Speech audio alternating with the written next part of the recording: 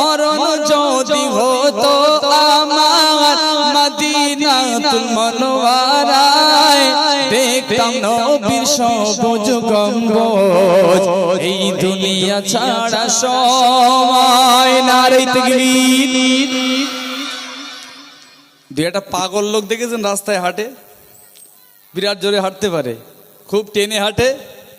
আপনি একটুখান শুধু তার পাশে যেয়ে বলবেন, বাবা সত্যি তোমার হাঁটার গতি তো বিরাট, একটুখান পাম দেবেন, দেখবেন ও আরও জোরে হাঁটবে, হয় না? আপনারা যারা বসে আছেন, অ্যাকচুয়ালি অনুষ্ঠানগুলো চলে কিছুটা পামের উপরে। আমরা বুঝতে পারি শ্রোতা পাম দিচ্ছে। গতকালকে যেখানে ছিলাম নন্দীগ্রাম, রাত 2:30 বেজে গেছে, আর আবুল গজল বলছে আমি ঘরে যাব, ঘরের মানে গ্রামের মহিলারা সে হাত শিকলকে দাঁড়িয়ে ভিতরে ঢুকতে দেবে না, বলে এখনো গজল বলতে হবে। বলে মদ্দা লোক আওয়াজ না দেয় আমরা আওয়াজ দেবো, না এটা তো ঠিক নয়। তো যাই হোক, এই জন্য আমাদের একটু আওয়াজ দিতে হবে। আপনারা যত চাঙ্গা থাকবেন আমি তত চাঙ্গা, আপনারা ঝিমিয়ে যাবেন আমার বালি দিতে হবে সবার জন্য। অনেক সময় শিল্পীদের এই বসা গলা জাগ্রত হয়ে যায়, উঠে যায়, কেন জানেন? একদিকে যেমন আল্লাহর রহম, অপরদিকে এই শ্রোতাদের যে একটা স্বতঃস্ফূর্ততা, এটা একটা বিরাটভাবে অ্যাকসেপ্ট করে। এখানে আমাদের একটু ডেভেলপমেন্ট হয়। আপনারা যদি ঝিমিয়ে যান আমি ভাববো কি একটা হচ্ছে জানো, একটু সবাই মিলে জোরে আওয়াজ দেন না, নারাই তাকবীর। হ্যাঁ, এরকম একটু প্রতিবাদ দেবেন, আমি বিরাট খুশি। আর আপনারা যদি বলেন আমাদের জন্য নাস্তার ব্যবস্থা করতে হবে, আমি প্রয়োজনে এখন ময়রার দোকান খোলা থাকলে রসগোল্লা এনে খাওয়াবো, কোনো অসুবিধা নেই, ওদিক দিয়ে কোনো চাপ নেই। আসুন, কবির মনের আর্জি, জমজমের পানি দিয়ে যদি আমারে গোসল করানো হতো আমি খুব ধন্য হতাম, তাই না? পাক মদিনার কোনো কাফন কিনে যদি আমারে পরিয়ে দেওয়া হতো, আর মসজিদ নববীর আঙিনায় আমার লাশ মোবারকটা রেখে দেওয়া হতো, সত্যি আমি ধন্য হতাম।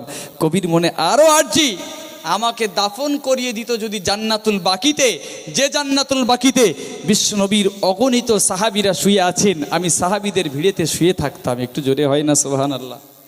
এটা তাদের মনের আর্জি। কবি কি লিখেছে শুনুন, দাফন আমায় করিয়ে দিত জান্নাতুল বাকিতে, থাকিতাম শুয়ে হাজার সাহাবীর ভিড়েতে।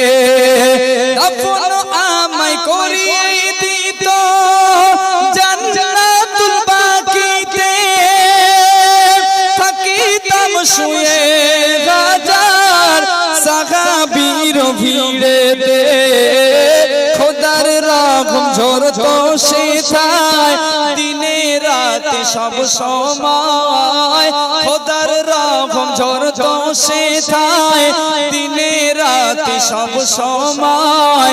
দেখতাম নবীর সবুজ গম্বুজ এই দুনিয়া ছাড়া সময়। মরণ যদি হতো আমার মদিনাতুল মুনওয়ারায়, দেখতাম নবীর সবুজ গম্বুজ এই দুনিয়া ছাড়া সময়। নারে তাকবীর। আসুন, তারপরে কবির মনের কি আর্জি, যে মুনকার নকির যখন সওয়াল করত আমি যেন আমার রসুলকে পাশে পেতাম, কিয়ামতের ময়দানে আমি যেন তাকে পাশে পেতাম। এটা কবির মনের আর্জি।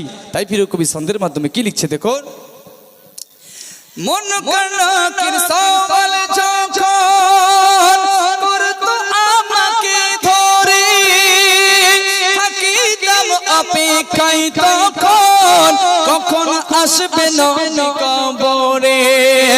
মুনকার নকির সওয়াল যখন করতো আমাকে ধরে, থাকিতাম অপেক্ষায় তখন কখন আসবে নবী কবরে। নবীর দিদার করতাম সেথায় চুমে নিতাম দুটি পায়, নবীর দিদার করতাম সেথায় চুমে নিতাম দুটি পায়। খালেক বলে আশিকের নেই কবরেতে কোনো ভয়, মরণ যদি হতো আমার মদিনাতুল মুনওয়ারায়, দেখতাম নবীর সবুজ গম্বুজ এই দুনিয়া ছাড়া সময়। নারে তাকবীর।